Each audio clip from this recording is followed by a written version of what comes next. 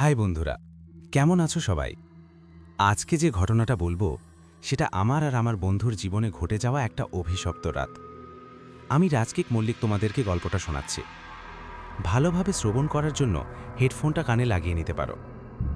ঘটনাটা ঘটেছিল প্রায় 5 বছর আগে। আমাদের গ্রাম থেকে প্রায় অনেকটা দূরে একটা রাজবাড়ি ছিল। রাজাদের এখন আর পরম্পরা নেই, তাই রাজবাড়িটা ধ্বংসস্তূপে পরিণত হয়েছে। রাজবাড়িটার প্রায় পুরোটা অংশ বটগাছ গ্রাস করে নিয়েছে।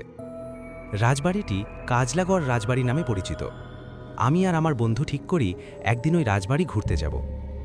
আমার বন্ধু আর আমি মিলে স্কুল থেকে এসে সাইকেল নিয়ে বেরোলাম রাজবাড়ির উদ্দেশ্যে। প্রায় 1 ঘন্টার রাস্তা। রাজবাড়িটা বাজগুল যাওয়ার রাস্তায় পড়ে। আমরা দুই বন্ধু মিলে সাইকেল চালিয়ে যাচ্ছিলাম ফাঁকা মাঠ দিয়ে। দূরে ধানের মাঠ থেকে সবাই ধান মাথায় করে বাড়ি নিয়ে যাচ্ছিল।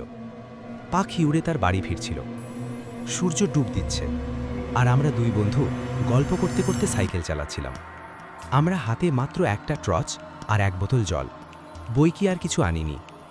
ধীরে ধীরে আমরা রাজবাড়ির সন্নিকটে পৌঁছে গেলাম। সাইকেলগুলো চাবি লাগিয়ে দেওয়াল টপকে পড়লাম রাজবাড়ির বাইরে।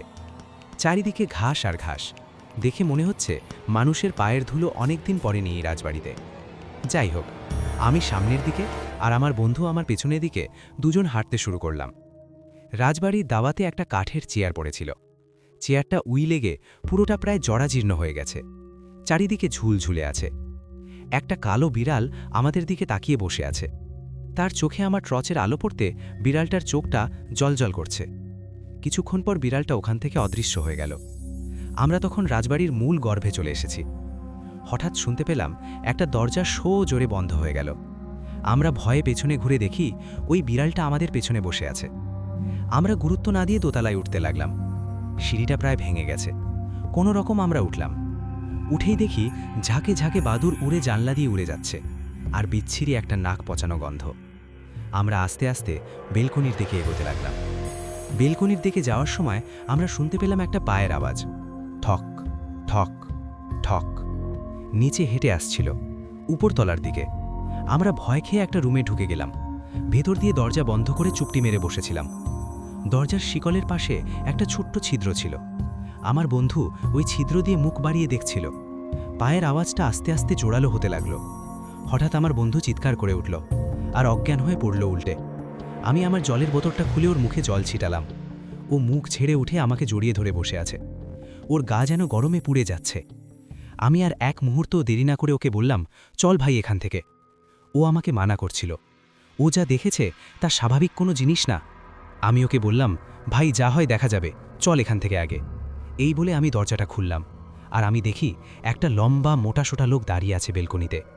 আমি আমার বন্ধুকে নিয়ে ছুটে বেরোতে লাগলাম রাজবাড়ি থেকে, আর ওই লম্বা লোকটা আমাদের পেছনে ছুটতে লাগলো। ভাঙ্গা সিঁড়ি দিয়ে আমি নামতে গিয়ে সিঁড়ি থেকে পড়লাম। জোরালোভাবে পায়ে লাগলো। আমার কালো বিড়ালটা ছুটে আসছিল আমার দিকে। আমি অন্ধকারে দরজার দিকে ছুটতে লাগলাম। লাইটটা উপরে কোথায় পড়ে গেছে। কোনো রকম দরজাটা খুঁজলাম, তবে দেখি দরজাটায় চাবি লাগানো। তবে আমরা ঢোকার সময় যে আওয়াজটা শুনেছিলাম, ওই আওয়াজটা কোনো সাধারণ আওয়াজ নয়। ওই লোকটা আমাদের দিকে এগিয়ে আসছিল। তারপর দেখি লোকটা ঘাড়টা তুলল উপরের দিকে। ওই লোকটার মুখ দেখে আমার শরীর থেকে অনবরত ঘামও ঝরতে লাগলো। লোকটার চোখে একটা সূচ গাঁথা। সূচের ডগা দিয়ে রক্ত থপ থপ করে পড়ছে। আমি ভগবানকে প্রার্থনা করতে লাগলাম কোনো রকম এখান থেকে বেরোতে পারি যেন। হঠাৎ চোখ পড়ল হরার সাইডের দিকে একটা ভাঙা দেওয়ালে। দেওয়ালটা কোনো রকম টপকালাম, দিয়ে ছুটে গিয়ে সাইকেলটা নিয়ে কোনো রকম ওখান থেকে বেঁচে ফিরলাম। ঘুরে দেখি ওই বিড়ালটা আর ওই লোকটা বেলকনিতে দাঁড়িয়ে আমাদের দিকে দেখছে আর হাসছে। ধন্যবাদ বন্ধুরা, আজকের মতো এতটুকুই। ভিডিওটা ভালো লাগলে লাইক করতে ভুলো না, আর এমন আরও ভিডিও দেখতে চ্যানেলটাকে সাবস্ক্রাইব করে রাখতে পারো।